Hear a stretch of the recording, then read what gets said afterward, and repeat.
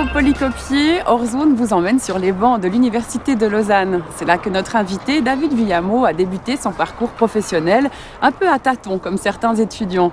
En droit d'abord, puis en HEC, et pour finir, c'est dans l'aide humanitaire que cet Yverdonois de 37 ans a trouvé sa place. À l'heure où l'on change de job comme de chemise, ça fait 9 ans que David occupe le poste de sous-directeur de Compassion Suisse, une organisation d'entraide et de parrainage d'enfants défavorisés qui œuvre à travers le monde.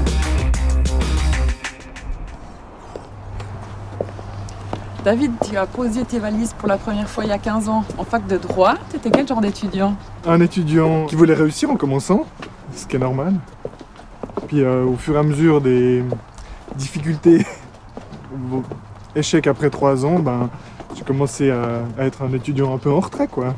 Tu voulais changer le monde, rétablir la justice en choisissant le droit? Ouais, c'est exactement l'idée qui m'animait quand j'ai commencé. J'ai pas réussi dans mes études de droit, en tout cas, à faire ce que je voulais. Tu as bifurqué donc en HEC, hautes études commerciales. C'est un autre registre. Ouais, c'est assez bizarre, hein.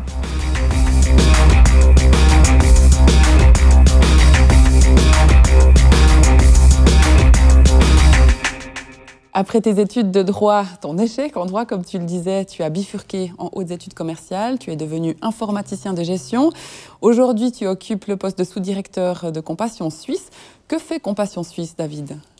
C'est une organisation de parrainage d'enfants.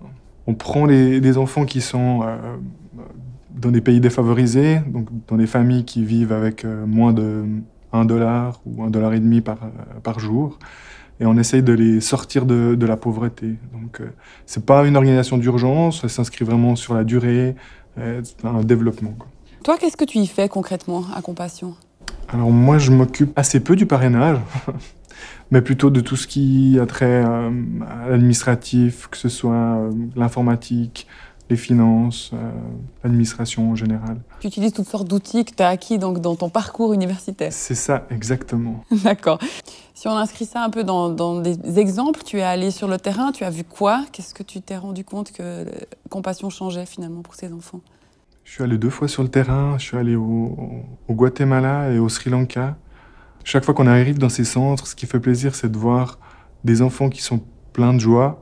Ils sont aussi contents de voir des étrangers, enfin, ça leur fait tout bizarre, on peut rigoler, et ça c'est sympa. À mon avis, ces centres de compassion, ça leur permet d'avoir un endroit un peu privilégié où ils développent ce qu'un enfant doit développer, le rire, le jeu. Et c'est vrai que ça, on le rencontre vraiment beaucoup. Puis après, quand on va voir dans les conditions dans lesquelles ils vivent, là, ça fait assez le choc, quoi. Tu es allé dans les familles? On a vu des maisons dans lesquelles ils vivent, c'est... Voilà, quoi. Avec $1,50 par jour, on fait pas grand-chose, hein. C'est les enfants qui sont voués à devenir quoi si on les aide pas? Ils vont faire ce qu'ont fait leurs parents, quoi. Ils vont reproduire les mêmes schémas, ils vont rentrer dans les mêmes choses. Et c'est là, je pense, réellement de permettre à l'enfant de rêver, de se dire, mais qui je suis, quelles sont les qualités que j'ai. Le but, c'est pas qu'ils deviennent riches, le but c'est qu'ils puissent faire ce qu'ils ont à l'intérieur d'eux. Qu'est-ce qui fait que finalement, au bout de 9 ans, tu es toujours là, toi? Moi, je pense qu'il y a cette mission de base, justement, quand on voit ce qui se passe, on se dit, ça a tellement d'impact qu'on a envie de voir le fruit de notre travail, quoi.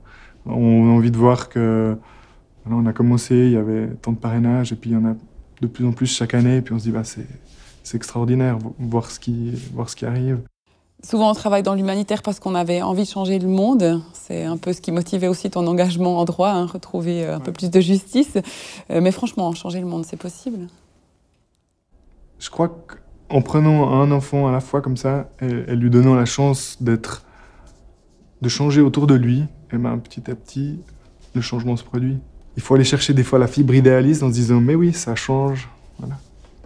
Il en est un autre qui a usé le fond de sa salopette sur les bancs de l'université. Il a fini par devenir chauffeur à temps partiel de son bus VV.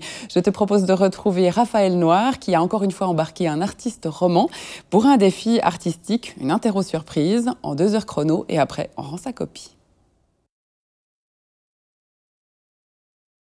Compassion internationale, c'est une aide apportée à 1,5 million d'enfants à travers le monde. C'est 6 000 parrainages pour la Suisse.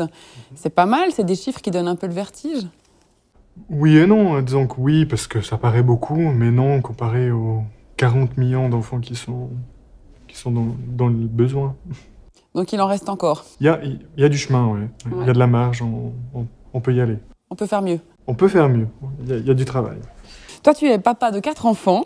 Et du coup, j'imagine que comme tu travailles à Compassion, tu es aussi un parrain. C'est juste? Oui. Tu parraines qui? Je parraine Megdes. Elle vient d'où? D'Éthiopie. Montre-moi sur la carte, on va faire un petit cours de géo. C'est où l'Éthiopie? L'Éthiopie, c'est par là. Hein? Ouais, ici. Okay. Elle a quoi comme contexte familial, un petit peu, cette jeune fille?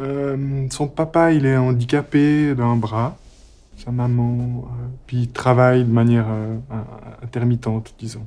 Elle est scolarisée, elle va donc au centre d'accueil où elle reçoit les services qui lui sont, que ce soit un suivi médical ou des cours, entre guillemets, scolaires qui accompagnent sa scolarité, des repas, des choses comme ça.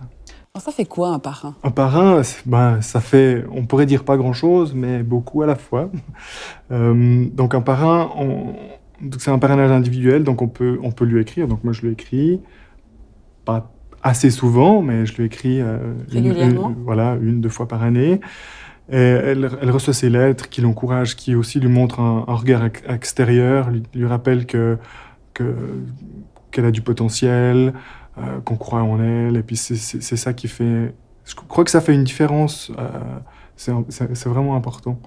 Qu'elle sache qu'elle a de la valeur ailleurs aussi que dans sa famille? Exactement, ouais. Ça donne un regard. Des fois, les enfants, ils ont presque de la peine à y croire, alors quand ils voient les lettres, quand un parrain va les visiter sur place, alors là, c'est complètement incroyable aussi. Alors ça, c'est quelque chose qu'on peut faire, on peut aussi rencontrer son filleul? On peut le faire, ouais. Ouais. On peut le faire. C'est des kilomètres. C'est des kilomètres, il faut y aller. On organise de temps en temps des voyages pour y aller, mais c'est pas quelque chose d'obligatoire, bien sûr. Mais c'est une expérience. Qu'est-ce que vous avez fait pour ta filleule en famille? On avait une collègue qui est allée en Éthiopie et on a fait une petite vidéo juste pour lui dire bonjour, comme ça, comme ma collègue qui allait, elle a pu lui montrer directement. Tu l'as avec toi? Je l'ai avec. Alors tu vas me le montrer? Je vais te montrer ça. Alors, hop.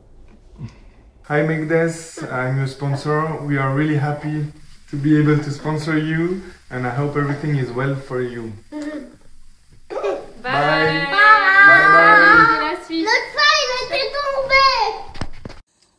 Elle a pu la voir, donc elle a été enlevée cette vidéo. Elle a pu la voir, oui. T'as eu un retour là-dessus ou pas? Oui.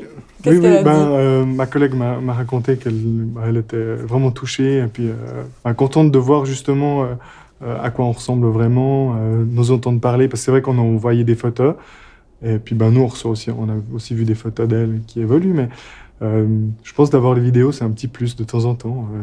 C'est quelque chose de très sympa. Est-ce que, David, tu as un souhait ou un vœu pour ta filleule? Oui, évidemment. Moi, ce que je désire pour elle, c'est qu'elle puisse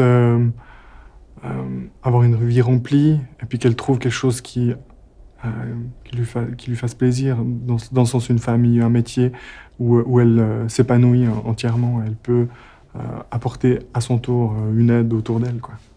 C'est sur ce vœu que nous allons terminer cette émission. Et du coup, j'en profite pour vous formuler les nôtres pour l'an 2015. Et en vous souhaitant bien sûr davantage de sorties hors zone, parce que c'est bon pour la santé. Bye bye!